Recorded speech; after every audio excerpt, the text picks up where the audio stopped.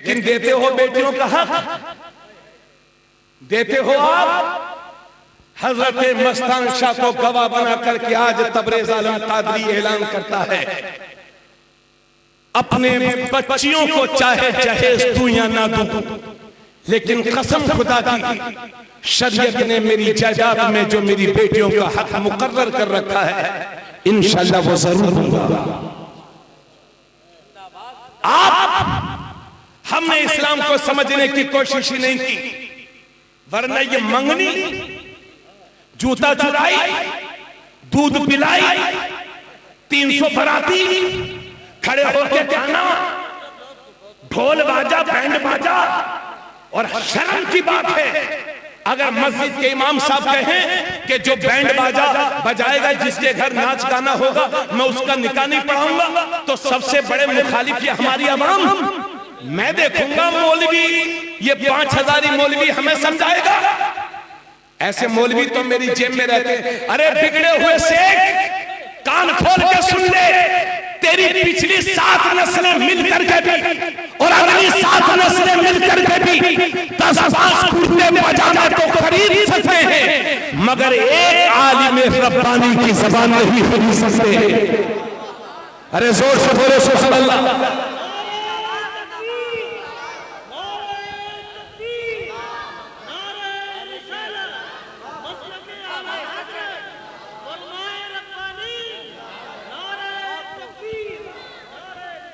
और सुनिए मेरी बात मुसलमानों, हमारी बस्तियों में बारातें आती हैं और हमारी घरों की छतों पर हमारी बहन बेटियां उन्हें तकती हैं, और ये लुच्चा लफंगा 20 रुपए का चश्मा लगा के और फटी हुई पैंट पहन करके ऐसे नाचता है जैसे अमेरिका से कोई फिल्मी स्टार आया है। हाँ, अरे बुरा जाना, बोलो क्या अच्छा लगता है आपको? एक बार मेरे गांव में इस तरह के हालात थे हजरत, और मैंने जब मंजर देखा, अल्लाह की कसम कहता हूं मुझे रोना आ गया। मैं सोचने लगा किस काम के आलिम हैं हम कि अपनी कौम को बेदार नहीं कर सकते। सिर्फ मौलवियों की जिम्मेदारी नहीं है, कौम की अच्छे रास्ते पर चलाना आपकी भी जिम्मेदारी है। पकड़े जाओगे खुदा के यहां अगर हमने अपने गलत कामों पर कंट्रोल नहीं किया तो। मेरी बात आपको समझ में आ रही है? बोलो भाई, अगर इमाम साहब कोशिश करते हैं तो कमेटी वाले इमाम साहब का ही बोरिया बिस्तर बनवा देते हैं। हाँ, इमाम को बदलो, जो हमारे बाप दादा से चला आ रहा था वही करेंगे। अगर यही हालात रहे और उलमा की इसी तरह से तौहीन करते रहे तो फिर और ज्यादा सजा भुगतने के लिए तैयार रहो। और अगर अपने हालात में तब्दीली चाहते हो, इज्जत की जिंदगी चाहते हो, तो मुसलमान बन के जियो। और सुनो, एक हदीस पेश कर रहा हूं, अगर हो सके तो अमल कर लेना। अल्लाह के नबी फरमाते हैं, सुन मेरी बहन, और बुराइयां तो बहुत हैं, मगर सबसे बुरी रस्म हमारे यहाँ जो है जहेज है, जहेज। हाँ, 200 रुपए रोज कमाता, 200 रुपए, और जहेज में चाहिए बुलेट, 1 लाख की मोटरसाइकिल, और शादी के 8 दिन बाद वो बिक जाएगी, क्योंकि तेल डालने के लिए मिस्टर जी पे पैसे ही नहीं है। सारा जहेज तय। इधर सुनिए, बुरा मत जानिएगा। और एक दिन पहले फोन करके कहते हैं कि भाई जहेज भले से कम देना, मगर बारातियों की इज्जत का ख्याल रखना। बारातियों की इज्जत का बहुत ख्याल, बेइज्जती न होने पाए हमारी। तो क्या मुसलमानों, तुम्हारी सारी इज्जतें बारात में रह गई हैं क्या? ज्यादा खाने को मिल जाए तो इज्जत, तो कम खाने को मिले तो बेइज्जती हो गई आपकी। चुप रहो, इन्हीं फुजूल खर्चियों की वजह से आज जिसकी 3 बेटियां जवान है मियां, रातों में उसे नींद नहीं आ रही है। और हमारी फुजूल खर्चियों की वजह से हमारी बेटियों की उम्र बढ़ती जा रही है। पता ये चला कि अच्छी खासी मोमिन के घर में पैदा होने वाली बच्ची गैर मुस्लिम के साथ भाग करके चली गई। अगर कौम की एक बेटी गई है तो ये मत समझना कि उस अगर कौम की एक बेटी गई है तो पूरी कौम मुस्लिम की इज्जत का जनाजा निकला है। अरे भाई मेरी बात समझ में आ रही है आप लोगों को? थोड़ा सा बोलते रहिए। तो और हमारे बाराती लोग, खुदा का वास्ता देकर के कहता हूं कि बारातों में जाना कम कर दो। 50 आदमी, 20 आदमी, 10 आदमी, बास फैमिली छोटी होती है, बास बड़ी होती है, कम से कम लोग जाइए। और कोई आदमी नहीं चाहता कि मेरे घर पर आया हुआ मेहमान खुश होकर के न जाए, अपनी हैसियत से बढ़कर के खिलाता पिलाता है। मगर ये जाएंगे मिस्टर जी और मियाँ 20 रुपए की पानी की बोतल, थोड़े से हाथ धुलेंगे, थोड़ा सा पिएंगे, थोड़ा सा फेंकेंगे। यानी इतने बड़े नवाब के लखनऊ के नवाब भी अपनी कब्रों से देख लें तो शर्मिंदा हो जाएं कि अच्छा हुआ हम पहले ही मर गए, वरना हमसे बड़े नवाब तो 21वीं सदी के लोग थे। हाँ, और चिकन फ्राई पेट भर के खाने के बाद कहते हैं अम्मा मियां नमक कम था। और अगर खाना थोड़ा सा ठंडा हो गया तो कहते हैं कि रात में ही पका के रख दिया था क्या? ये हालात है हमारे। अल्लाह फरमाता है वलिल्लाहिल इज्जतु वली रसूलिही वलिल मोमिनीन।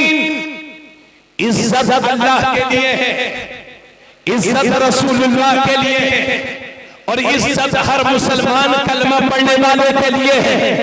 तो आप तो हमेशा इज्जतदार हो, इसलिए इस बनावटी इज्जत के चक्कर में क्यों पड़े हो? अभी मैं पूछूं कि सबसे अच्छी शादी कौन सी है, तो कहेंगे हजरत जिसमें खड़े होकर के खाना हो, 10-10 तरह के आइटम हो, और इंतजाम बेहतरीन होटल में हो। या आपकी और हमारी सोच। लेकिन मुसलमान तेरे नबी फरमाते हैं इन्ना आज़मन निकाह बरकतन ऐसरुहु। नबी फरमाते हैं बेशक सबसे ज्यादा बरकत वाला निकाह वो है जो कम से कम खर्च में मुनक्किद हो जाए। आवाज आनी चाहिए सुभान अल्लाह। सबसे बेहतरीन शादी वो है जो कम से कम खर्च में मुनक्किद हो जाए। और जहेज जमीनें बेच बेच के लोग शादी कर रहे हैं। बोलो ऐसे ही ना, हमें जमीनें बेच रहे हैं लोग शादी के लिए। आप मुझे बताइए कि कल को महंगाई भी बढ़ जाएगी और जमीनें भी कम हो जाएंगी और आपके घर में 4-5 पोतियां होंगी, बताओ तब क्या करोगे? इसलिए अपने हाथ से अपने पैर पर कुल्हाड़ी ना मार मुसलमान। खुदा का वास्ता, मस्तान शाह का वास्ता देकर के कहता हूं मेरे सुन्नी भाइयों, अपनी फजूल खर्चों पर कंट्रोल कर लो, वरना बैठ करके रोगे रो। कम से कम खर्च में शादियां करो। और अमीरों से गुजारिश करूंगा, ये मेरे सेठ जी, आपके पास पैसा है तो खुदारा इतना खर्च ना करो कि गरीब अपने जज्बात से खेल जाए। अगर अल्लाह ने नवाजा है और ये अमीर लोग कम खर्च में शादी करेंगे तो इन्हें देख करके गरीब लोग भी कम खर्च में शादी करेंगे। और ये मत सोचना कि मेरी लड़की की शादी हुई थी तो 10 लाख उठे थे, अब मेरे लड़के की होगी तो समझी के 15 लाख उठवाऊंगा। अम्मा मियां, आज आप दूसरे के लिए अच्छा सोचो, कल तुम्हारे लिए भी अच्छा सोचने वाला मेरा रब पैदा फरमा देगा। हमारे उस्मान हारूनी साहब आए हुए हैं, उनसे माजरत चाहूंगा कि आपको भी वक्त दिया जाए। आप ही का वक्त है, लेकिन मेरी कोशिश है कि कौम में कुछ सुधार आ जाए। और सुनिए एक बात, तिरमिज़ी शरीफ की हदीस सुनो।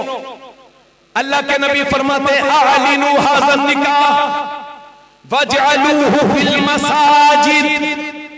नबी फरमाते हैं निकाह को ऐलान करके करो और निकाह को मस्जिदों में मुनक्किद किया करो। बोल दो सुभान अल्लाह। मस्जिदों को, निकाह को कहां करो? अरे बोलो भाई, मस्जिदों में निकाह करो। मगर हाय रे, शरीयत से दूरी का नतीजा, अगर आज किसी का निकाह मस्जिद में होता है तो आपस में चर्चा होती है कि बहुत गरीब लड़का था क्या। और ये भी मसला सुन लो, अगर निकाह को यहां कराएगा यहां हो जाएगा, लखीमपुर के होटल में कराएगा वहां हो जाएगा, शराइत पा लिए जाए, छप्पर के नीचे कराएगा वहां हो जाएगा। लेकिन सुन्नत रसूल ये है, तुम्हारे नबी की रूह पुकार पुकार करके कह रही है निकाह को मस्जिदों में मुनक्किद किया करो, क्योंकि जब निकाह मस्जिद में होगा तो उसके 3 फायदे होंगे। सबसे बड़ा फायदा ये होगा कि अक्सर लोगों का निकाह जिंदगी में एक बार होता है, बार बार नहीं। तो हुजूर फरमाते हैं इस निकाह को मस्जिदों में करो, क्योंकि जब तुम्हारा निकाह मस्जिद में होगा तो तुम्हारे निकाह में कोई नापाक शामिल नहीं होगा, सिर्फ पाक लोग शामिल होंगे। सुभान अल्लाह। और निकाह के बाद जो हजारों रुपयों के पटाखे फूटे जाते हैं वो नहीं फूटेंगे। और तीसरी बात, निकाह के बाद जब काज़ी इस्लाम या निकाह पढ़ाने वाला दुआ करता है मस्जिद में, तो हदीस में लिखा है मुसलमानों की दुआओं के साथ साथ अल्लाह के फरिश्ते भी आमीन कहा करते हैं। इसलिए आज फिर हजरत मस्तान शाह को गवाह बना करके तबरेज़ आलम कादरी ऐलान करता है कि इंशाअल्लाह जहां तक मेरे खानदान में मेरी चलेगी, अपनी बच्चियों के निकाह इंशाअल्लाह मस्जिदों में कराऊंगा। बोलो सुभान अल्लाह। नौजवानों को मैं दावत दूंगा, निकाह को मस्जिदों में मुनक्किद कराओ, तुम्हारे घरों की फिजूल खर्चियां खत्म हो जाएंगी, बरकतें मिलेंगी। ये मेरे नबी की सुन्नत है।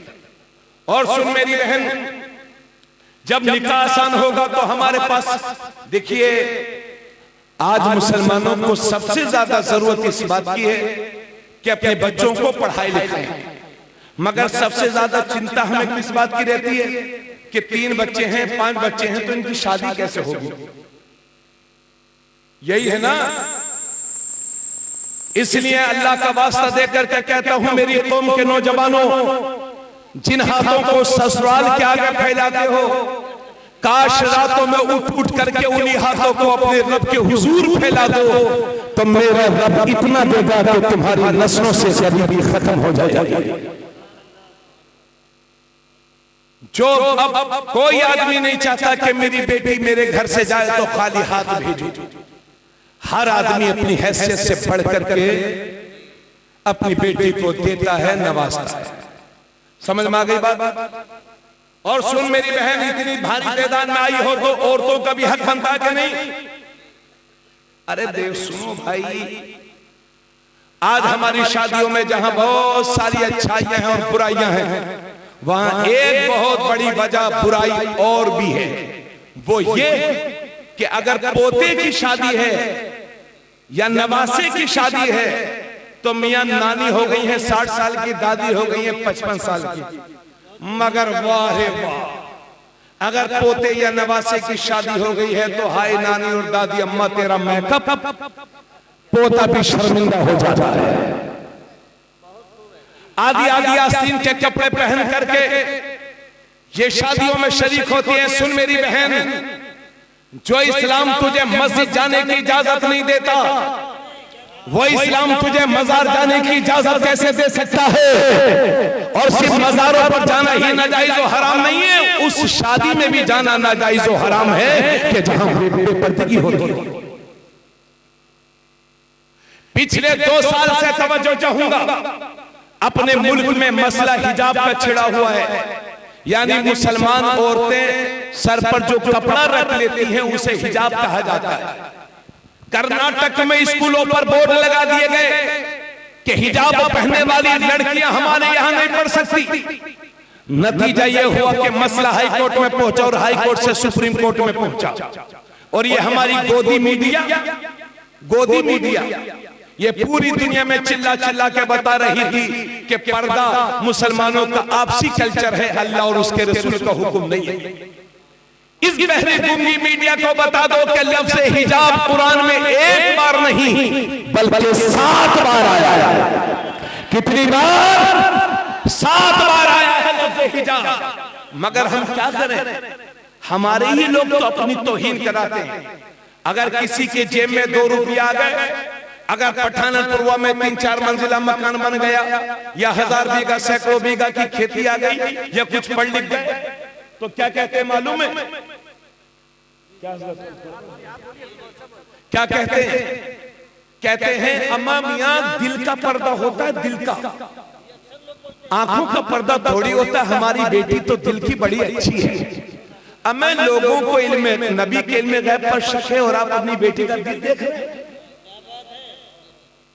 आपको मालूम है आपकी बेटी का दिल कैसा है? कि हमारी बेटी तो दिल की बहुत अच्छी है।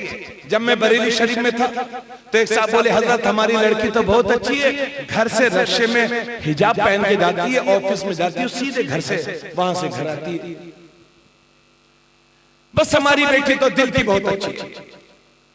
अम्मा मियां सुनो, पहले नजर भटकती है तो दिल में खटक पैदा होती है, और जब दिल में खटक पैदा होती है तो शहवत का गलबा होता है, और जब शहवत का गलबा होता है तो इरादे जन्म लेते हैं, और जब इरादे जन्म लेते हैं तो इंसान का ये कदम ज़िना की तरफ बढ़ता है।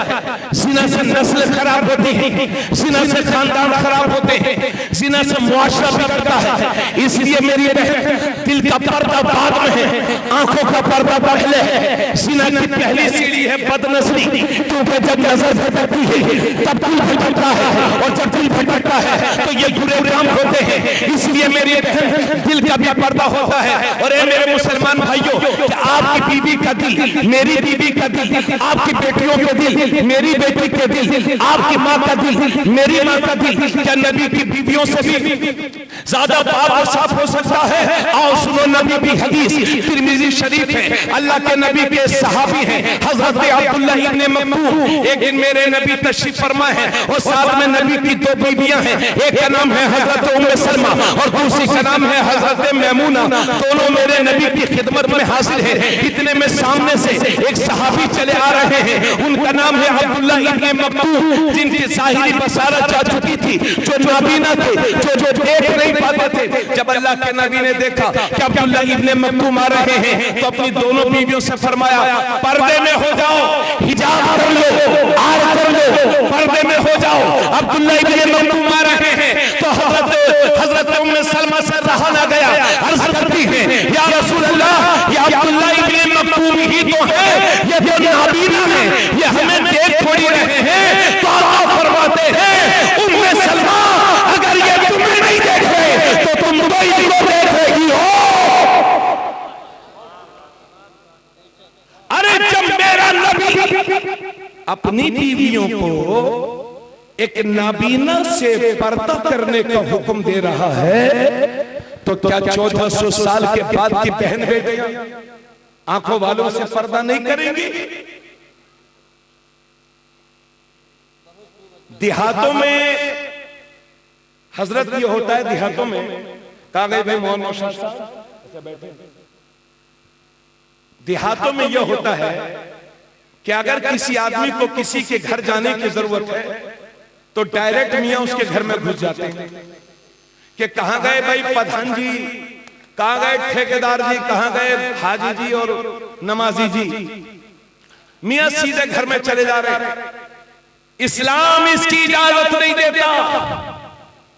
इस्लामी तरीका यह है कि अगर किसी के घर जाना हो, तवज्जो जो हुआ बस आखिरी बात, अगर किसी के घर जाना हो तो पहले दरवाजे पर दस्तक दीजिए और बाबाज़े बुलंद सलाम कीजिए, फिर सामने से हट जाइए ताकि कोई औरत दरवाजा खोले तो डायरेक्ट उसकी नजर आप पर न पड़े।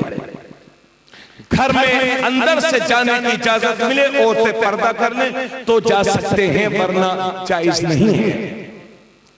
नबी फरमाते हैं बेहतरीन मेहमान वो है जो दूसरों के घर जा करके अपनी नजरों को कंट्रोल में रखे। इसलिए लोगों, दोस्ती यारी घर के दरवाजे के बाहर रखा करो। कितने घर बर्बाद हो गए दूसरों के बैठने की वजह से। इसलिए अपने घरों में पर्दे का एहतमाम कर। और सुन मेरी बहन, आखिरी बात अर्ज कर रहा हूं, परेशान ना हो। सुन मेरी बहन, आज हमारी बेसब्री का आलम यह है कि हमारी माँ बहनें कभी मार्केट में टहल रही हैं, कभी 10 मुहर्रम को मेलों में शरीक हो रही हैं, कभी कव्वाली में शरीक हो रही हैं, कभी इधर उधर जा रही हैं। सुन मेरी बहन, और आलम यह है हमारी माँ बहनों की बेपर्दगी का, अगर किसी का इंतकाल हो जाए किसी का इंतकाल हो जाए तो हम देखते हैं कि बहन अलग रो रही है, बेटी अलग रो रही है, माँ अलग रो रही है। यानी एक जनाजा तो ये लेटा हुआ है और दो चार बेहयाई के जनाजे इधर निकले हुए हैं, सीना खुला हुआ है, बाल खुले हुए हैं और मियाँ रो रही हैं। बेसब्री का आलम है। यह हमारी बहनों की आम आदतें होती हैं। पड़ोस वाली औरतें अलग रो रही हैं, रिश्तेदारों की औरतें अलग रो रही हैं। सुन मेरी बहन, अपने नबी की सहाबिया का जिक्र। मेरे नबी की एक खातून सहाबी हैं जिनका नाम है हजरत उम्मे खल्लाद। उनका जवान बेटा मेरे नबी के साथ जंग में गया हुआ था और वो वहीं पर शहीद हो गए, वहीं पर कत्ल कर दिए गए। जब उनकी माँ को पता चला कि मेरा बेटा शहीद हो गया है तो फिर पूरे हिजाब के साथ, पूरे पर्दे के साथ, इस्लामी वकार के साथ हुजूर की खिदमत में पहुंची। शिकायत करने नहीं गई थी बल्कि अपने बेटे के ताल्लुक से एक मसला पूछने गई थी। पूरे पर्दे के साथ, पूरे इस्लामी वकार के साथ जब सहाबा ने देखा तो उनसे रहा न गया। सहाबा बोले, उम्मे खल्लाद, तेरे जवान बेटे की लाश पड़ी हुई है और तूने इस हालत में भी पर्दा कर रखा है। तो हजरत उम्मे खल्लाद के तारीखी जुमले सुनिए। फरमाती है, ए मेरे नबी के सहाबा, मैंने बेटा ही तो खोया है, हया थोड़ी खोई है, इज्जत थोड़ी खोई है। ये है कि नबी की सहाबिया के जवान बेटे की लाश पड़ी हुई है और इस हालत में भी उसने पर्दा कर रखा है। लाज रख ले मेरी बहन हमारी। आज हमें तेरी गोद से पले हुए अच्छे बच्चे चाहिए। और पिछले 2 साल से हजरत मैं कर्नाटक गया था जनवरी सन 2023 में। उस वक्त वहां किसी और पार्टी की हुकूमत थी। मैं उनसे कह करके आया था कि लोगों हिजाब का मैटर वहीं से उठा था। मैंने अल्हम्दुलिल्लाह 1.5 घंटे तकरीर की, जिसमें 1 घंटा कुरान और हदीस की रोशनी में हिजाब पर तकरीर की। दिल खुश हुए लोगों के। और मैंने कहा, कर्नाटक वालों, एक वक्त वो भी आएगा कि इंशाल्लाह मैं अपनी जिंदगी में आऊंगा और जिन स्कूलों के बोर्ड पर, गेट पर बोर्ड लगे हुए हैं कि हिजाब वाली बच्चियां हमारे यहाँ नहीं पढ़ सकती, उन्हीं स्कूलों पर इंशाल्लाह एक दिन वो बोर्ड लगेंगे कि हिजाब पहन करके हमारे यहाँ स्कूल में बच्चियां पढ़ सकती हैं। अल्लाह का शुक्र है, इसी फरवरी में मैं गया वहां, सत्ता बदली और जो मंत्री सबसे ज्यादा नाटक कर रहा था, अल्लाह ने इस इलेक्शन में उसे जलील फरमा दिया। इलेक्शन हार गया। बस यही तो आपसे कह रहा हूं, मुसलमान घबराओ नहीं, ये बादल हैं, छट जाएंगे। इस्लाम का उजाला शुभ हो गया तक बाकी रहेगा। मुसलमान तू अपना रास्ता सीधा रख।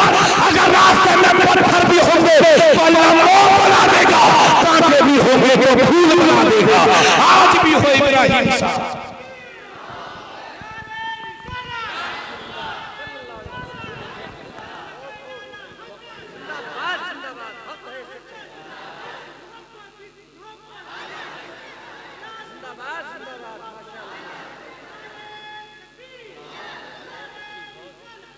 आज भी हो इब्राहिम सा ईमा पैदा, आग कर सकती है अंदाज़े गुलिस्तां पैदा।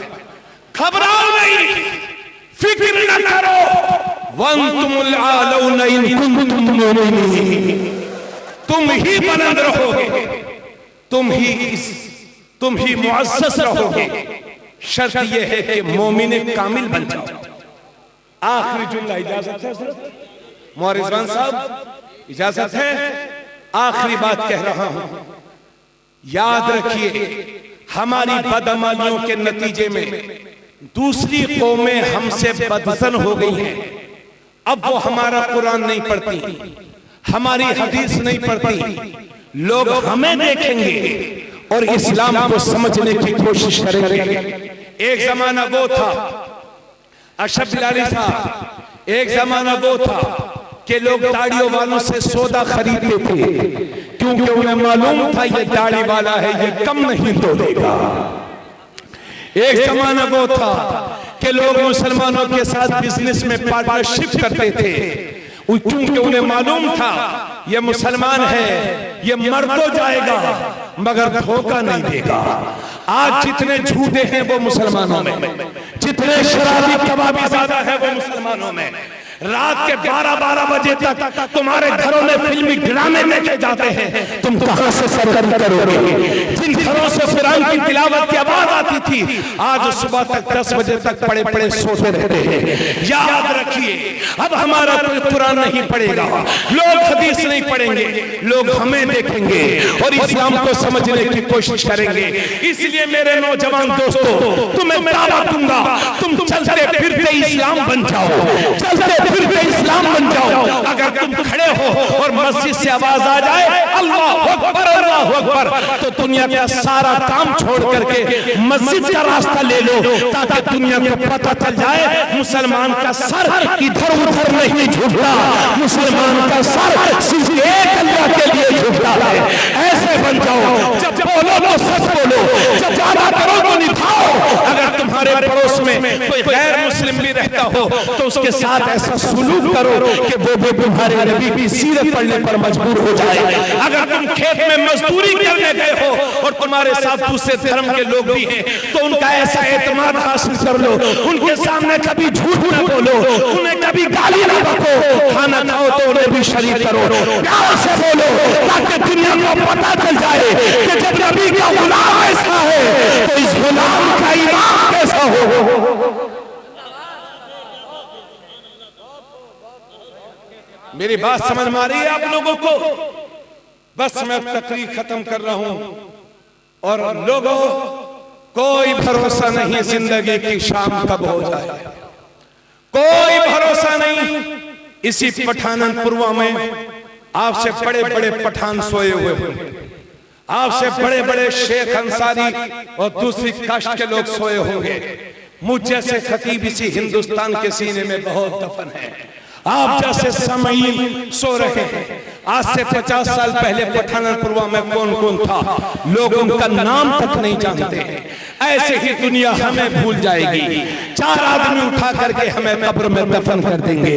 इसलिए मेरे दोस्त, जीते जी अल्लाह को राजी कर ले।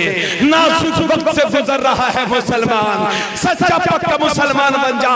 इस चेहरे पर सुन्नत मुस्तफा सजा ले, दाढ़ी रख ले, ताकि दूर से पता चल जाए ये वफादार मुस्तफा है, ये नबी का गुलाम है। शक्ल सूरत मुसलमानों वाली बनाओ, पढ़ाओ अपने बच्चों को, शादियां सस्ती करो और अपनी हैसियत से पढ़ करके अपने बच्चों को पढ़ाओ लिखाओ। इसलिए ये जमाने में हुकूमत उसी की होगी जिस कौम के नौजवानों के हाथ में कलम और किताब होगी। और याद रखिए, दुनिया की सारी किताबें, दुनिया के सारे सब्जेक्ट, दुनिया के सारे विषय, दुनिया के सारे विषय ये डिग्री होल्डर बनाते हैं और कुरान बेहतरीन इंसान बनाता है।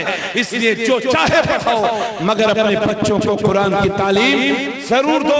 पठानपुरवा में 4 मस्जिदें हैं, 4 मस्जिदों के साथ साथ वहां मकतब भी होने चाहिए। और ये मिशन छेड़ दो कि पठानपुरवा का कोई भी बच्चा बगैर कुरान पढ़ा ना रह जाए।